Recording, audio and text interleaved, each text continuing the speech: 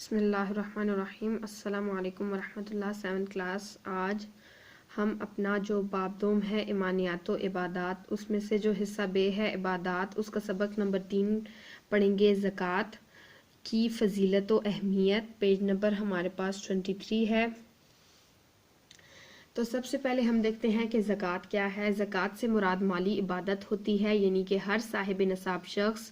جس کے پاس مال کی مقدار اچھی ہے، اس پر سال میں ایک دفعہ اپنے مال میں سے 2.5% مستحق لوگوں کو دینا زکوٰۃ کہلاتا ہے۔ تو اب ہم پڑھتے ہیں کہ اس کی فضیلت کیا ہے، اس کی معاشرتی اہمیت کیا ہے۔ سب سے پہلے ہم زکوٰۃ کے معنی و مفہوم پڑھیں گے۔ زکوٰۃ کے لفظی معنی ہے پاک ہونا، بڑھنا یا نشوونما پانا۔ اصطلاح میں حلال طریقے سے کمائے گئے مال میں سے مقررہ شرح کے ساتھ معین حصہ اللہ تعالیٰ کی راہ میں خرچ کرنا زکوٰۃ کہلاتا ہے، یعنی کہ وہ رزق جو ہم نے حلال طریقے سے کمایا ہے اور پھر اس رزق میں سے اللہ تعالیٰ کی راہ میں خرچ کرنے کی نیت کر کے اللہ تعالیٰ نے جو شرح ہمیں بتائی ہے، یعنی کہ 2.5% جیسا کہ میں نے بیان کیا ہے، اتنا جو ہے اپنا مال مستحق لوگوں تک پہنچانا، وہ بھی اللہ تعالیٰ کی رضا کے لیے، اللہ تعالیٰ کی راہ میں خرچ کرنے کی نیت سے، تو وہ کیا کہلائے گی؟ وہ زکوٰۃ کہلائے گی۔ زکوٰۃ ادا کرنے کے بعد مسلمان کا جو مال ہوتا ہے وہ پاک ہو جاتا ہے، بلکہ اس میں برکت ہوتی ہے، وہ مزید بڑھ جاتا ہے۔ یعنی کہ جب انسان اپنے مال میں سے زکوٰۃ ادا کرتا ہے تو اللہ تعالیٰ اس رزق کو پاک کر دیتے ہیں، اس میں برکت ڈال دیتے ہیں، اور برکت ڈالنے کی وجہ سے وہ مزید بڑھتا جاتا ہے۔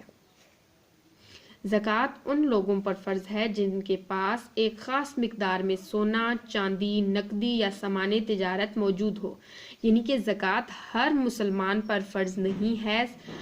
ان لوگوں پر فرض ہے جن کے پاس اتنی مقدار میں، یعنی کہ ایک مخصوص مقدار ہے۔ یعنی کہ اگر ہم سونے کی بات کریں تو 7.5 تولے سونا، چاندی 52 تولے چاندی، اور نقدی یا سامان وغیرہ کی بھی اسی طرح کی کچھ مقداریں ہیں۔ اتنی مقدار میں اگر ہمارے پاس یہ چیزیں موجود ہیں تو ہم پر زکوٰۃ بھی فرض ہو جائے گی۔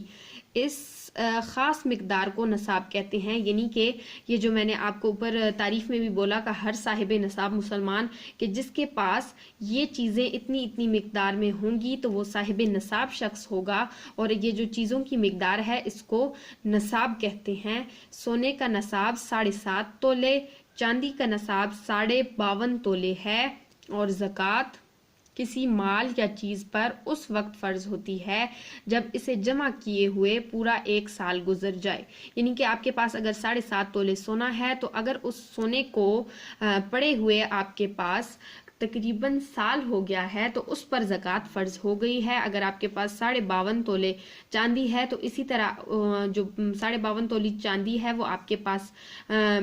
رکھی ہوئی ہے، اس کو رکھے ہوئے 1 سال مکمل ہو گیا ہے تو اس پر بھی زکوٰۃ فرض ہو جائے گی۔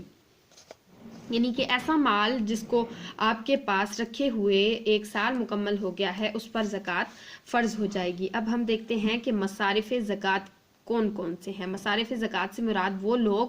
جو زکوٰۃ لینے کے مستحق ہیں، جن کو زکوٰۃ ہم دے سکتے ہیں۔ مصارف زکوٰۃ سے مراد زکوٰۃ کے مستحق افراد ہیں، ان کی تعداد 8 ہے۔ سورۃ التوبہ میں مصارف زکوٰۃ کی تفصیل کچھ اس طرح سے بیان کی گئی ہے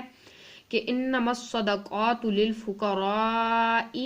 والمساکین والعاملین علیہا والمؤلفۃ قلوبہم وفی الرقاب والغارمین وفی سبیل اللہ وابن السبیل، کہ صدقات یعنی کہ زکوٰۃ تو مفلسوں یعنی کہ جو مفلس ہیں، بھوکے ہیں، ان کو، اور محتاجوں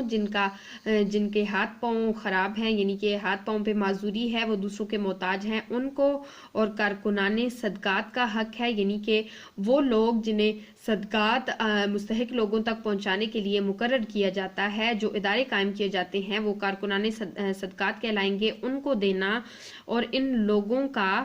جن کی تالیف قلب منظور ہے ان لوگوں کو اور غلاموں کو آزاد کرانے میں، یہ اب کا تو ہم نہیں کہہ سکتے، کیونکہ یہ حضور اکرم صلی اللہ علیہ وسلم کے زمانے میں جب کوئی کسی کا غلام ہوتا تھا تو اس غلام کو آزاد کرانے کے لیے بھی زکوٰۃ دی جا سکتی تھی، اور قرض داروں کے قرض ادا کرنے میں، یعنی کہ اگر کوئی قرض دار ہے تو اس کا قرض ادا کر دیا جائے تو اس طرح سے بھی زکوٰۃ ہو سکتی ہے، اور اللہ کی راہ میں یعنی کہ اللہ تعالیٰ کی راہ میں خرچ کر دیا جائے، یا مسافروں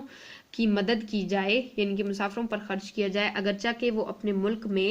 بادشاہ ہی کیوں نہ ہوں، لیکن اگر سفر کرتے ہوئے ان کے پاس ان کا مال ختم ہو گیا ہے تو ان کی مدد کرنا بھی زکوٰۃ کہلائے گا۔ اس طرح ہم نے یہ جو 8 لوگ پڑھے، یہ وہ لوگ ہیں جن کو ہم زکوٰۃ دے سکتے ہیں۔ وہ مفلس ہو سکتا ہے، وہ محتاج ہو سکتا ہے، وہ کارکنان صدقات میں سے ہو سکتا ہے، اسی طرح وہ تالیف قلب اس کا منظور ہو چکا ہو وہ ہو سکتا ہے، غلاموں کے آزاد کرانے میں قرض دار ہے تو اللہ تعالیٰ کی راہ میں بھی خرچ کیا جا سکتا ہے، مسافروں پر خرچ کیا جا سکتا ہے۔ یہ سب 8 لوگ وہ ہیں کہ جن کو زکوٰۃ دی جا سکتی ہے۔ انشاءاللہ نیکسٹ لیکچر میں ہم زکوٰۃ کی فضیلت و اہمیت پڑھیں گے۔